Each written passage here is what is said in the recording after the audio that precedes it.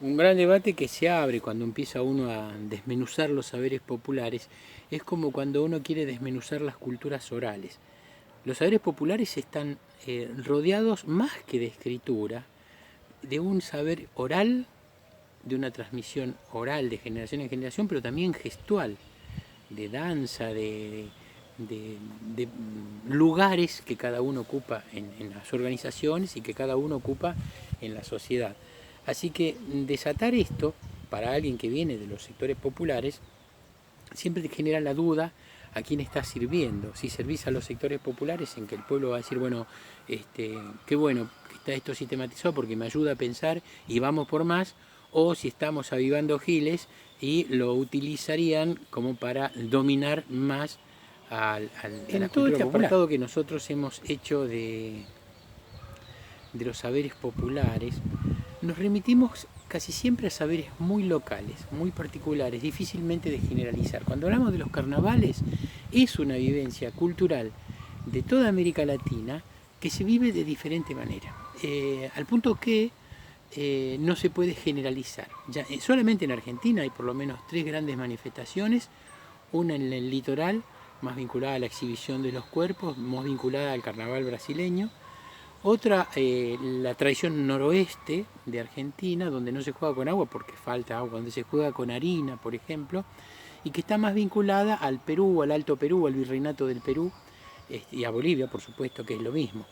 Y una que sería el carnaval porteño, que es otra manifestación diferente. ¿Cuál es mejor? ¿Se puede generalizar? No, no se puede generalizar. Lo que sí se puede generalizar es que es una fiesta del pueblo, que cada expresión tiene una cantidad de saberes meticulosamente ordenados, desde la elaboración de los trajes, la elección de la tela, las posibilidades para comprarla, todo lo que supone detrás de esto. Estuve viendo que en Oruro había gente que para comprar su traje trabaja todo el año en trabajos muy penosos, y pone todo su dinero para poder comprarse el enorme y maravilloso traje del carnaval de Oruro, por ejemplo. Eso mismo pasa en casi todos los carnavales. El carnaval porteño también es un enorme esfuerzo, lentejuelas, pinturas, es decir, ¿quién pinta? ¿Quién elige las pinturas? ¿Quién maquilla, quiero decir? ¿Quién construye? ¿Quién diseña los trajes? ¿Quién diseña los bailes? ¿Quién ensaya? ¿Quién entrena? ¿Quién participa?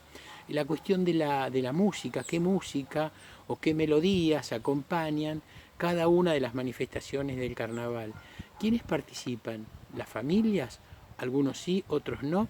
En las que predomina el baile es muy difícil, el que no baila es más complicado participar.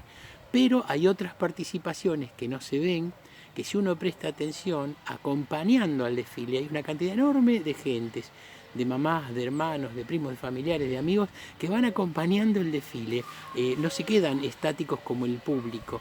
Bueno, una misma cantidad de gente que desfila va a estar ahí metida en la manifestación del carnaval. Esto para plantear una, ¿no? Es decir, las religiones, las religiosidades. ¿Qué rituales hay en el Umbanda, en el Candomblé, bueno, en las religiones evangélicas resignificadas en América Latina?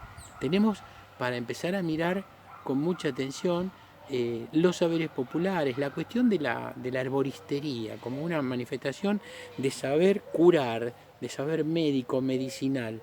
Si vieron con temor uno dice médico, es como decir, con temor uno dice cuáles son las manifestaciones religiosas del pueblo. No, no, religión la tiene la zona del ser, el pueblo tiene religiosidad, te bajan el valor.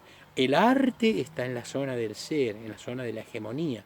El pueblo tiene artesanías. Bueno, de esto se trata, empezar a poder mirar los saberes populares. Y la contrahegemonía se manifiesta ahí, en zonas muy particulares, en zonas muy locales, locales regionalmente y hasta locales barrialmente.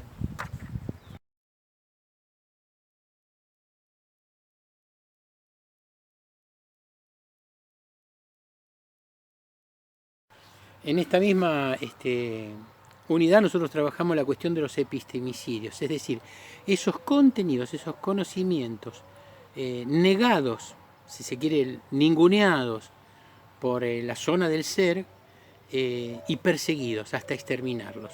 ¿Sí? Como hemos visto, los epistemicidios estos están enunciados por Grosfoguel. Y después buscamos como un ejemplo el texto de García Olivo sobre la gitanidad borrada, es decir, esto que no se quiere ver, las características que plantea García Olivo de la gitanidad, entre otras interesantísimas, la laborofobia, es decir, la fobia al trabajo. Este castigo bíblico, bueno, que lo sufran otros, ¿por qué vamos a sufrirlo nosotros? Y es muy difícil imaginar un gitano levantando a las 6 de la mañana, ir a arar el campo, ir a la fábrica, cumplir un horario de 8 horas, esperar que el patrón le pague la quincena, es muy difícil. No lo hacen en ningún lugar del mundo. Entonces, los gitanos lo tomamos como una alteridad negada. Pero también hay muchas otras alteridades. Despreciar el valor que ha tenido la Iglesia Católica en cuanto a percibir sus pastores, los primeros pastores que llegaron con la colonia y muy posteriormente los que continuaron, que vinieron a evangelizar, a colonizar, a traer su Dios, pero además prestaron oído fuertemente, no solamente a las culturas originarias, también a las culturas importadas como las culturas africanas, sino a los sectores populares europeos. Es decir, ellos prestaron atención y se dieron cuenta que en el fondo el monoteísmo era muy difícil de encarnarlo en América Latina. Por eso es que se dieron ciertos permisos de adaptar su fe, su teología, a una forma de politeísmo muy interesante, aceptando las deidades populares que la gente tenía como propias y dándoles un carácter institucional. Y además incorporándoles a ciertas fiestas. El carnaval es un invento católico, es decir, como fiesta en América Latina. Sin embargo, ahí hay manifestaciones propias, pero propias más que nada de una cultura mestiza. El carnaval en el noroeste está presente siempre lo religioso. Siempre los demonios, las diabladas, bailando que van a ser derrotadas por un ángel vencedor. Es decir, siempre está detrás de esto. De hecho, las fiestas son el último día del carnaval, es el martes de carnaval, el miércoles de ceniza, y ese miércoles de ceniza da origen a lo que va a ser la cuaresma de Pascua. Así que está muy vinculado. Y en estas deidades, el pueblo incorpora sus propias deidades, con o sin permiso de la iglesia. La iglesia va a tratar permanentemente de meter sus cuñas, y entonces va a tener para cada día un santo que tiene una funcionalidad específica. Para conseguir novio, como le hemos dicho, como para sanarse de la vista, para que te proteja en el viaje, para que consigas trabajo. Hay una variedad de santos con fines específicos. Esta es una función propia. La Iglesia ha tenido la habilidad de incorporarla. Y ha creado una virgen para cada comunidad, diciendo, no, la madre es una sola, pero existe la virgen de acá, la virgen de allá, que es más milagrosa. La gente te va a decir que la virgen de tal lugar es más milagrosa que la otra virgen del otro lugar. Interesante porque la iglesia jamás sale a negar esas cosas y cada tanto te inventan religiosidades, las inventa la propia iglesia, como el Sagrado Corazón de Jesús. En esta cuestión de las identidades, el ser menos o el no ser, hace que se nos plantea una cuestión interesante que la hace Albán. El autor dice que tenemos que tener una pedagogía de la resistencia, y se atreve y va más allá y dice, vamos a plantear una pedagogía de la reexistencia. Es decir, es algo más. Muy interesante porque él analiza cómo a las culturas precolombinas, aunque siguieron existiendo y son contemporáneas, se las ata al pasado. Son culturas del pasado y que solo pueden tener pasado. No tienen futuro y obviamente no tienen presente porque son ninguneadas. Pero eso mismo se hace con la cultura mestiza. Es decir, se ningunea al mestizo.